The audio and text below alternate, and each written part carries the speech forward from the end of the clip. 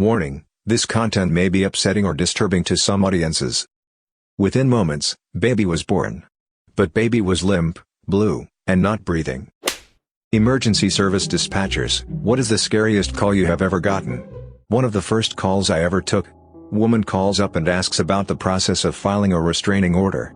She discusses how her boyfriend has been abusive and controlling. Mid-conversation the doorbell rings, she puts me on hold, opens the door, and I hear yelling. Guy barges in and starts beating on her, and I'm sitting there helpless listening, because I didn't have her address yet. Luckily, I did have her name, and within a few minutes we got her address and got help to her. She was pretty badly injured but lived, and he is still in jail.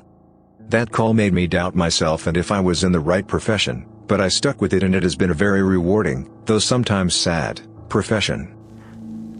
One that always sticks with me is the guy who phoned to tell me he'd shot himself in the head. He was slurring his words and sounded drunk. But no, he'd actually shot himself in the head and was dead by the time the crew got there. That was a weird one to get my head around. I also took a call from a 15-year-old kid who came home from school to find his dad hanging. So I had to basically ask him if he was cold, could he cut him down, all the usual, while this poor kid was panicking to hell. And then the kid stops answering my questions. And the dispatcher next to me gets the emergency call from the neighbors saying they don't know what's going on, but there's a kid standing in the street just screaming.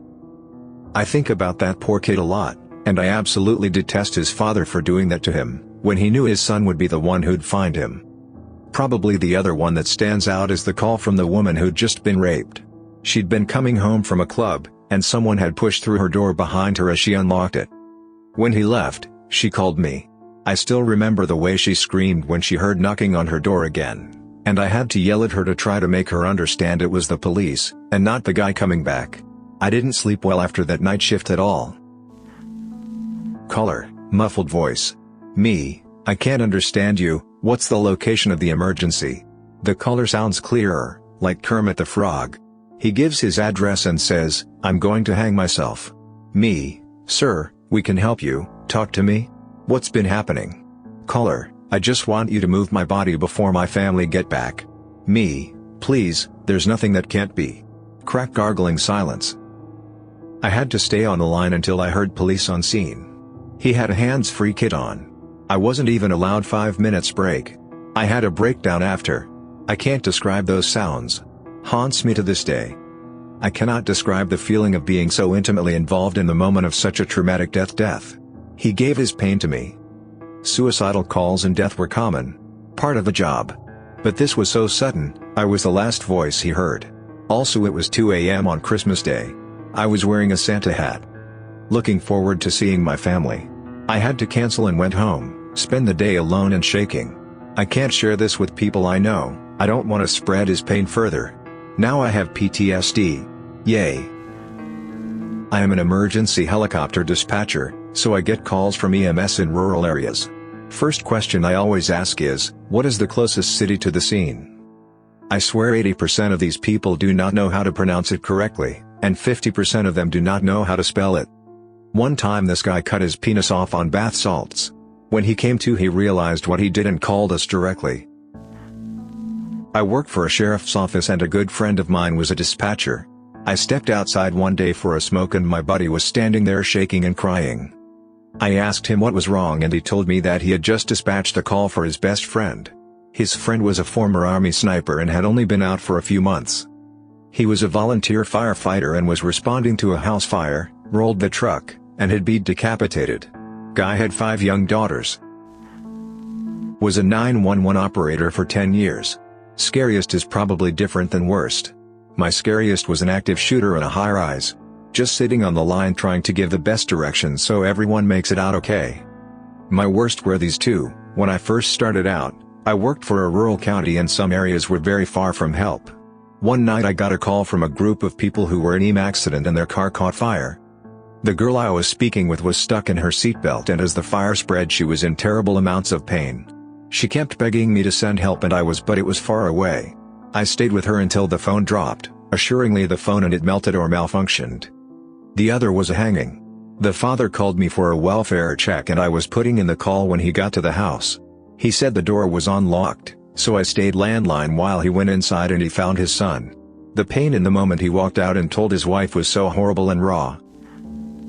A woman called, screaming her head off, that she had driven into a body of water. Her car was filling up with water, she couldn't open the door, she didn't know where she was, etc. Kids in the car, we're all going to die. Meanwhile I'm like, what the hell do I do now? Try to find out details about where she is. We know she can see a massive shopping center, but it could be anywhere even remotely close to that. Local units all fan out to the different large ponds and streams it could be. Call the Coast Guard and Marine support units to help. Try to find out what kind of body of water it is, how big it is, etc., and she is just too panicked to answer any questions whatsoever. Managed to get the registration off her vehicle and that was it. Turned out she had driven into a flooded road, flooded from rain, not anywhere near an actual body of water. Absolutely zero danger of the water going past her knees. A 3-year-old was at a campground with her family and they let her out of their sight for 20 seconds and she wandered down to a creek and drowned.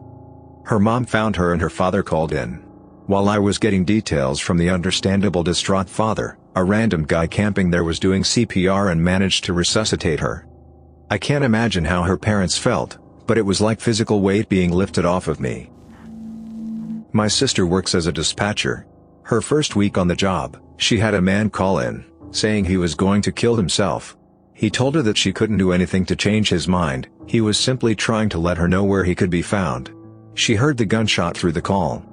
Second one, she had a little girl call in because her dad was unresponsive. She knew that CPR would likely save this man, but the daughter wasn't grown enough and didn't have the strength to perform it effectively.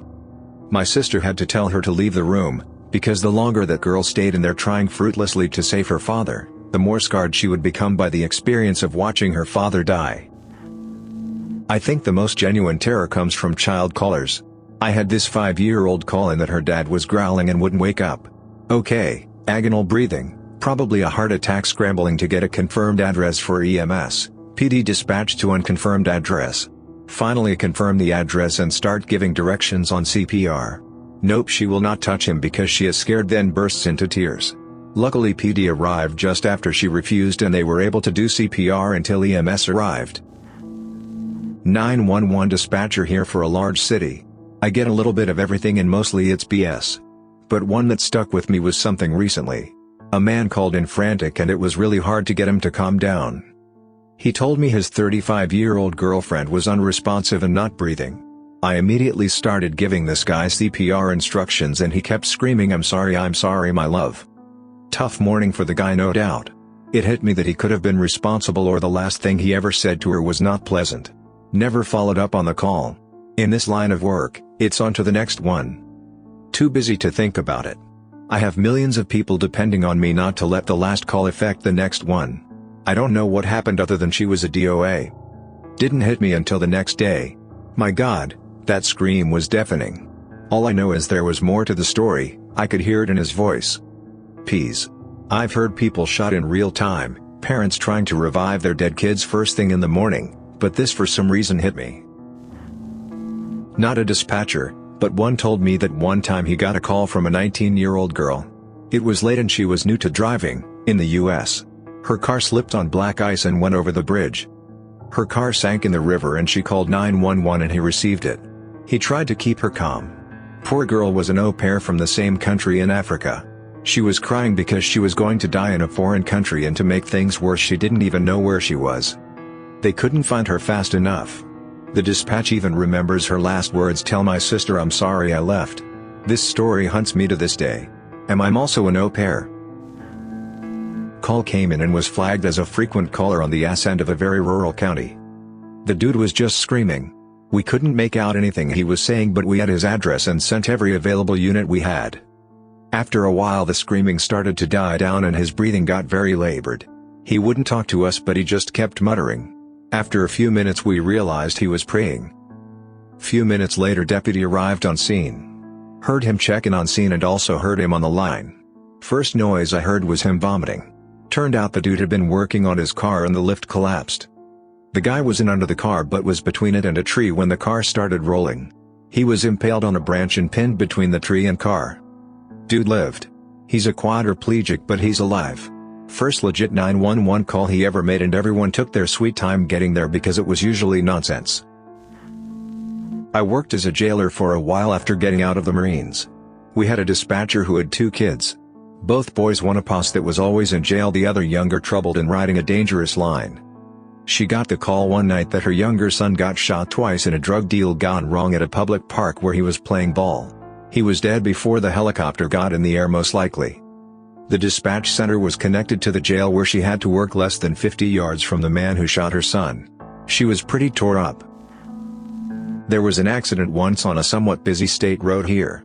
An older couple in an SUV pulled out onto the road without seeing a motorcyclist that was going well over 100 miles per hour.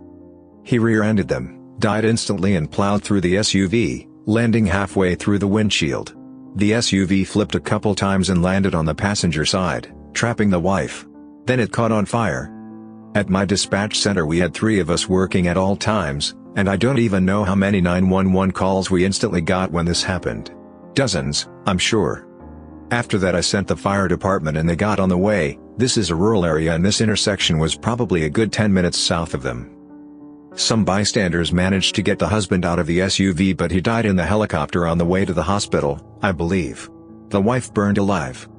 Honestly, the worst part was right after I dispatched the FD. One of the lieutenants on the biggest police department in my county happened to be driving through there with his family and he called 911. I'll never forget how panicked and frantic he was on that call. I had never heard any of our officers like that before, let alone one of the administrators. We were pretty friendly with all of them, so it shook me up. After I hung up with him I just started sobbing. Not a dispatcher myself, but the worst call I've heard of involved 2 friends of mine. James was a cop that had been a 911 dispatcher before he got his badge. Al was my former roommate. After I moved out of state, he moved in with James.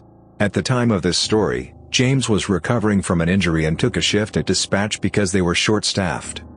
He got a call that very matter-of-factly said, "I am going to shoot myself, please send someone to address to collect my body." He's a little freaked because that's his address. It was Al. He tried to talk him out of it and was still on the phone when Al pulled the trigger. It messed him up for a while. My mother worked dispatch and got a call from a woman whose husband had been locked in a trailer and lit it on fire. The windows had been boarded up and there was no way for her to get out. This was in the 90s, so landline. The call cut out when the cord started to burn. By the time fire and police arrived it was too late. The best she got was from a woman who was in very active labor. My mom had to talk her and her teenage daughter through delivering the baby. By the time EMS got there they had a healthy baby boy. Obligatory, not an emergency dispatcher. I had a conversation with one once where we discussed his craziest work stories, and his was taking the call of a man who had just drowned his 2 small daughters in a lake near their house. He had to stay on the phone with this sociopath, asking him questions about the time and location of the murders, until the police arrived to take him into custody. He never did find out if they ever found the children or if either of them survived in the end. I've come into contact with a fair number of sexual predators and child molesters in my line of work, but I never had to interact with them immediately after their crimes and press them for details. It's a lot to ask of someone. I've always had a lot of respect for emergency dispatchers and the folks who run abuse, rape, and suicide hotlines.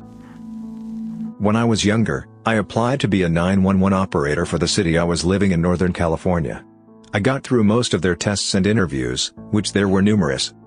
The pool of applicants was over 200 for about 8 positions. I got down to the last dozen applicants, then they played some recordings for us.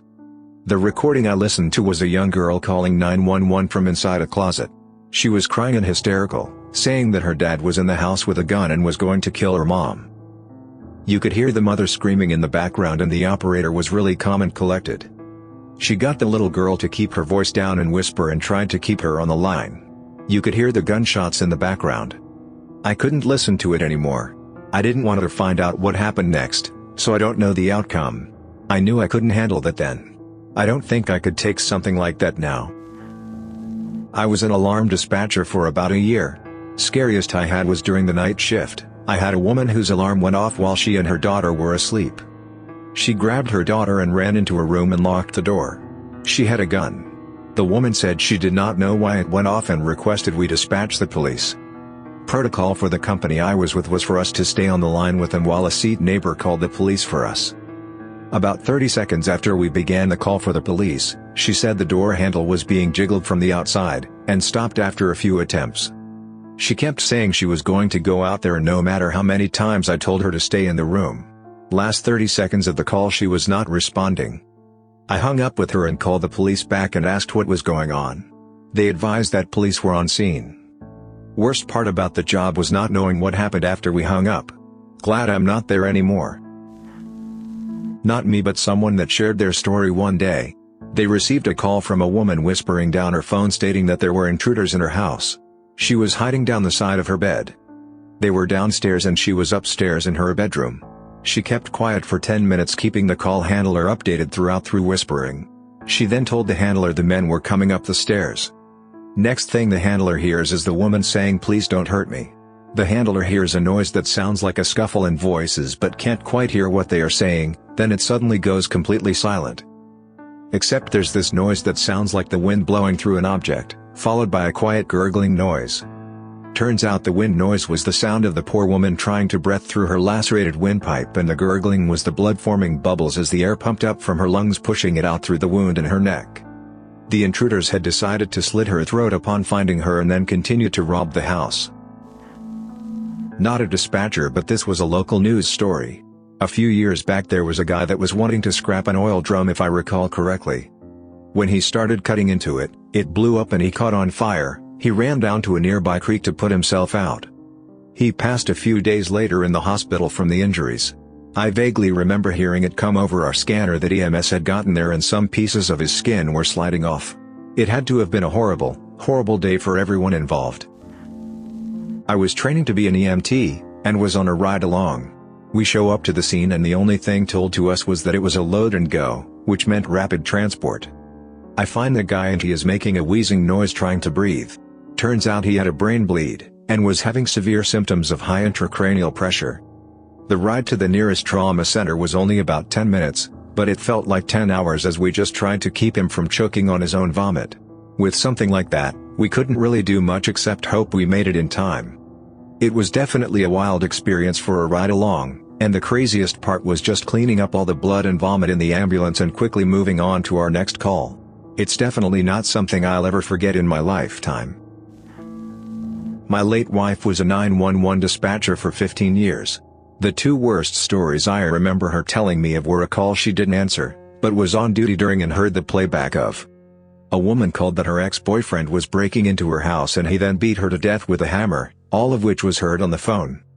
When they were hearing it, they weren't sure what it was but found out when the officers arrived. The second was when she was doing EMS calls. A man had recently had surgery on his legs and was unable to get up out of bed or his recliner by himself. He calls because his wife is having a heart attack on the other side of the room and he can't do anything to help her. She said listening to him begging for help was the worst thing she ever had to sit through. Nearing the end of the rather uneventful night shift, I took a call from a young lady who frantically announced that she was going into labor. There was nobody there with her, her apartment door was locked, and it was apparent that delivery was imminent. Childbirth calls are quite rare. For emergency medical dispatchers, they are said to be once-in-a-career occurrences. We are nonetheless trained for this, so when the call does come, we are prepared to help the caller through delivery of the baby. What I wasn't prepared for, however, was helping a would-be mother deliver her own baby. Thankfully, by the time I finished obtaining all the geo-validation information and pertinent medical history, a few minutes into the call, I could hear someone knocking on her door. It was her sister, but she couldn't get in because the door was locked. The caller insisted she was not able to go unlock the door on account of her being in active labor.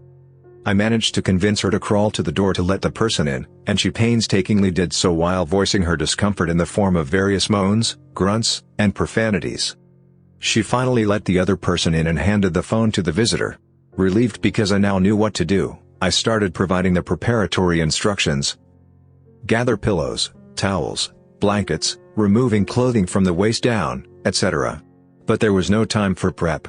That baby was coming, and it was coming now. OMG, the head is out. I remember hearing, followed by her shrieking, "Oh no, oh no. The cord is wrapped around the neck." I instructed her to attempt to loosen the cord and slip it over the head, and she was able to. Within moments, baby was born. But baby was limp, blue, and not breathing. After what felt like minutes, but was likely only a few seconds, I decided to advise the caller that she would need to start doing chest compressions.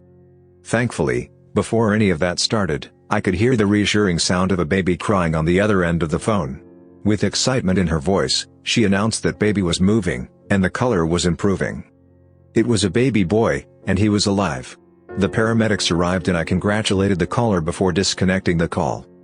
By this time, it was past the end of the shift, and the day crew had logged on at all the desks except mine. Instead of going home, the night crew had gathered around my desk to watch me take this call. After disconnecting, I was met with cheers from my colleagues. During my next shift, I was informed that baby was healthy and I was presented with a congratulatory letter and a little blue stork pin.